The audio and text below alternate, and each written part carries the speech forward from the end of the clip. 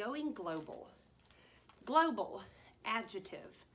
Throughout the world refers to expanding one's market beyond the immediate area of production. On Saturday morning, Jessie slept in, and even when she opened her eyes at 9:05, she still felt tired. How can I wake up tired, she wondered, as she buried her face in her pillow and dozed off. 5 minutes later, she was awake for real, remembering why she was so tired. Yesterday's lemonade stand had been the hardest work of her life. Face painting, hair braiding, nail polishing. It had sounded like such a good idea. Jessie had been sure that every kid in the neighborhood would line up to buy a cup of lemonade. But that was the problem. Every kid had lined up for lemonade and then wanted face painting and hair braiding and fingernail polishing and toenail polishing. One boy had asked for face paintings on both cheeks, both arms, and his stomach. One girl begged for lots of little braids with ribbons woven in, and the nail polishing. They all wanted different colors and decals, and it was impossible to get them to sit still long enough for the polish to dry. "We're going to run out of lemonade," Megan had said to Jessie at noon as the line stretched all the way to the street. "Pour half cups instead of full ones," whispered Jessie. "It has to last." Jessie and Megan had each made $24 on lemonade, but they'd worked 8 hours to do it. At the end of the day, they'd agreed. A good idea, but not worth it. After breakfast, Jessie pulled out her lockbox and sat on her bed. She kept the box hidden in her closet on a shelf under some sweaters. She kept the key in a plastic box in her desk drawer. The plastic box was disguised to look exactly like a pack of gum. You would never know it was hollow and had a secret sliding panel on its side. Jessie unlocked the box and opened the lid. First, she took out the 3 torn slips of paper. There was one for value added and one for goodwill. There was also a new one that Jessie had added last night. Profit margin. Sales less all operating cost divided by the number of sales. The result is a ratio. For example, if it cost you $300 to make 100 hats and you sell those hats for $500, the profit margin is 500 take away 300 divided by 100 equals 2 divided by 1. Jessie lined up all 3 scraps of paper on the bed beside her. She wasn't sure why she was saving these words, but she felt like they belonged in her lockbox. Next, she took out her lemonade earnings. Every day, Megan had squealed over how much money they'd made. But every day, Jessie had known it's not enough. It's not going to be enough to win. Jessie counted the money. So far, she had earned $40. It was a lot of money, but it wasn't nearly enough. She still needed to earn $60 more. And today was Saturday. Only 2 more selling days before she and Evan counted their earnings on Sunday night. How was she going to sell enough lemonade to earn $60 in 2 days? She couldn't. That was the problem. No kid could earn $100 in just 5 days by selling lemonade. The profit margin was too small. She knew because she'd used her calculator to figure it out last night. The numbers said it all. There was no way 2 girls in one neighborhood could sell 375 cups of lemonade. Nobody wanted that much lemonade, no matter how hot the day was. Jessie looked at the money in her lockbox and the page of calculations on her desk. Any other kid would have quit, but Jessie wasn't a quitter. On good days, Jessie's mom called her persistent. On bad days, she told her she just didn't know when enough was enough. Jessie reached for 10 bright ideas to light up your cells. It was on her bedside table, right next to Charlotte's Web. Jessie's hand hovered. She looked longingly at Wilbur and Fern, watching Charlotte hanging by a thread. But this was war, and she couldn't stop to read for fun. She grabbed the booklet and opened it to bright idea number 6. An hour later, she had a new scrap of paper stashed in her lockbox and a whole new page of calculations on her desk. It might work. It could work, but she and Megan would have to risk everything they'd earned over the past 3 days. and Jessie would have to be braver than she had ever been in her whole life. Jessie carried her lockbox and calculations downstairs. She went into the kitchen and pulled down the school directory, scanning the names of all the third-grade girls from last year. She knew them all, from Evan, from recess, from the lunchroom, knew who they were, knew their faces, which ones were nice, which ones were not so nice. But she didn't really know any of them. Not enough to call them up, not enough to say, "Want to do something today?" Not enough to ask, "Would you like to have a lemonade stand with me?" These girls were going to be her classmates. Jessie felt her face grow hot and her upper lip start to sweat. What was it going to feel like to walk into that classroom on the first day of school with all those eyes looking at her? Would they stare? Would they tease? Would they ignore her even if she said hi? Jessie looked at the names, then slammed the directory shut. She couldn't do it. She just wasn't brave enough. Evan walked into the kitchen and grabbed an apple from the fruit bowl. A cloud of fruit flies rose up in the air and settled again. Evan inspected the apple and then bit into it, without washing it first. Jessie wanted to say something, but held her tongue. She looked at him and thought, "It is never going to feel normal not talking to Evan." "Hey," she said. Evan raised his apple to her, his mouth too stuffed to talk. "So, is Paul coming over today?" she asked. Evan shook his head, munching noisily. "Well, is anyone coming over?" Jessie was curious to see what the enemy was up to today. Yesterday, Evan's smile had told her plenty. He had sold a lot of lemonade. A lot. But what was he going to do today?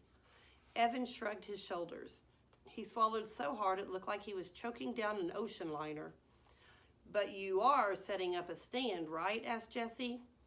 "Nah, I'm good," said Evan, looking closely at his apple. "I'm just going to take it easy today." He took another enormous bite and walked out of the kitchen and down the basement stairs. Take it easy? How could he take it easy?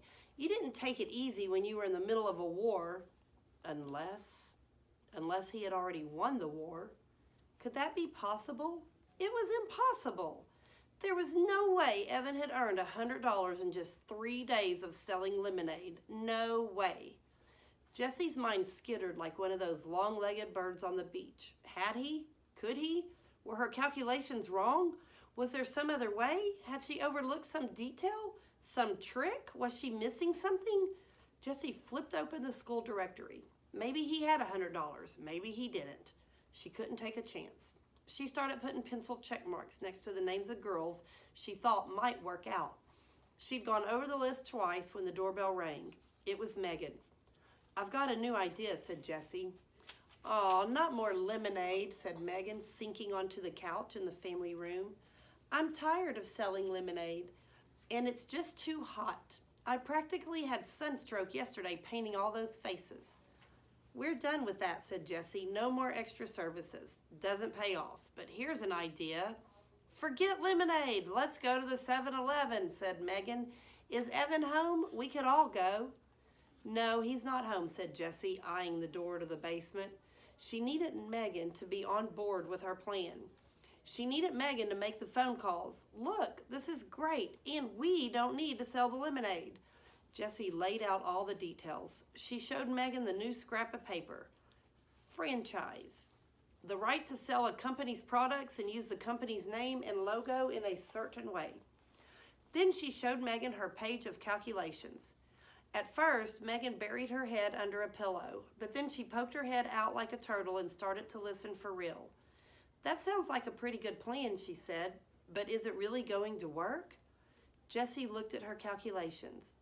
She'd done them twice. "It should," she said. "I really think it should." She frowned, suddenly not so sure of herself. "It's a big upfront investment and a lot of work organizing everybody. But once they're set up, we should just be able to sit back and watch the money roll in. The key is spreading everybody out so there'll be plenty of customers. We'll need at least 10 girls. 15 would be better." "That's the whole 4th grade class," said Megan, looking doubtful. "How are we going to get them to do this?" Well, you could phone them all, said Jessie. She handed Megan the school directory, open to the third grade page. Me, said Megan. Why me? Because they know you, said Jessie. They know you too. Yeah, but they like you. Megan shook her head. Not all these girls are my friends. Even the ones that aren't your friends, they still like you. Everybody likes you, Megan. Megan looked embarrassed. Oh, everybody likes you too, she said. No, they don't, said Jessie. They really don't. There was an uncomfortable silence between the two girls. Then Jessie shrugged her shoulders and said, I don't know why those girls in my class last year didn't like me. I'm hoping this year will be better. Megan tapped her fingers on her knees. You're nervous, huh? About fourth grade, she asked. Jessie thought hard. I'm worried that I won't make any new friends, she said. You know that all the kids will think I'm just some puny second grader and that, she took a deep breath, I don't belong. Megan looked up at the ceiling for a minute. Do you have an index card, she asked. Huh? I need an index card, said Megan. Do you have one? Jessie went to the kitchen desk and got an index card. She handed it to Megan. Megan started to write something on the card. What are you doing? Asked Jessie. I'm writing a comment card, said Megan. That's something you're going to miss from third grade. We did it every Friday. We each got assigned a person and you had to write something positive about that person on an index card. Then it got read out loud. She folded up the card and handed it to Jessie. Jessie unfolded the card and read what Megan had written. You're a really nice person and you have good ideas all the time. You're fun to be with and I'm glad you're my friend. Jessie stared at the index card. She kept reading the words over and over. Thanks, she whispered. You can keep it, said Megan. That's what I did. I've got all my comment cards in a basket on my desk. And whenever I'm feeling sad or kind of down on myself, I read through them. They really help me feel better. Jessie folded the index card and put it in her lockbox. She was going to save it forever. It was like having a magic charm. So how about I make half the phone calls and you make the other half, said Jessie. Okay, said Megan, jumping up from the couch. It was surprising how many almost fourth grade girls had absolutely nothing to do 3 days before school started. In less than an hour, Jessie and Megan had 13 lemonade franchises signed up for the day. The rest of the day was work, but it was fun. Jessie and Megan attached the old baby carrier to Megan's bike, then rode to the grocery store and spent every penny of their earnings on lemonade mix. 52 cans. They actually bought out the store. The 4 bags of cans filled the carrier like a boxy baby. They also bought 5 packages of paper cups. When they got back to Megan's house, Jessie tucked the receipt in her lockbox right next to her comment card. Jessie liked receipts. They were precise and complete. A receipt always told the whole story, right down to the very last penny. Then they tossed construction paper and art supplies into the carrier and started making the rounds.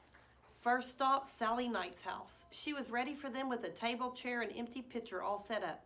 Jessie mixed the lemonade. Megan quickly made a lemonade for sale, 75 cents a cup sign, and they left Sally to her business. The deal was that Sally got to keep 1/3 of the profits and Jessie and Megan got to keep the rest. After they'd set up all 13 lemonade stands, each with enough mix to make 4 pitchers of lemonade, Jessie and Megan hung out at Megan's house, baking brownies and watching TV. Then they hopped on their bikes again and made the rounds. Jessie and Megan stopped in front of Sally's house first. The lemonade stand was nowhere to be seen. What do you think is going on? Asked Megan. Jessie had a bad feeling in her stomach. Something must have gone wrong. They rang the doorbell. Sally came to the door. Hurry, she said, grabbing their arms and pulling them inside. My mom goes totally mental when the AC is on and the door is open. Where's your stand? Asked Jessie nervously, feeling goosebumps ripple up her arms because of the suddenly cool air. Sally waved her hand. Done, she said. I sold out in like half an hour. I'm recording. It's so darn hot. We made $24 besides tips. Do I get to keep the tips? Sure, said Jessie. Tips? She'd forgotten about those on her calculations page. Sally handed Jessie some crumpled bills and an avalanche of coins. $8 for Jessie and Megan each. You want to stay and have some ice cream, Sally asked. Oh, said Megan. And okay, said Megan, and we brought you a thank you brownie, for being part of our team. That had been bright idea number 9. After a bowl of the Moose's Loose ice cream, Jessie and Megan headed out. The story was the same at every girl's house. The lemonade had sold out quickly, and the money just kept rolling in.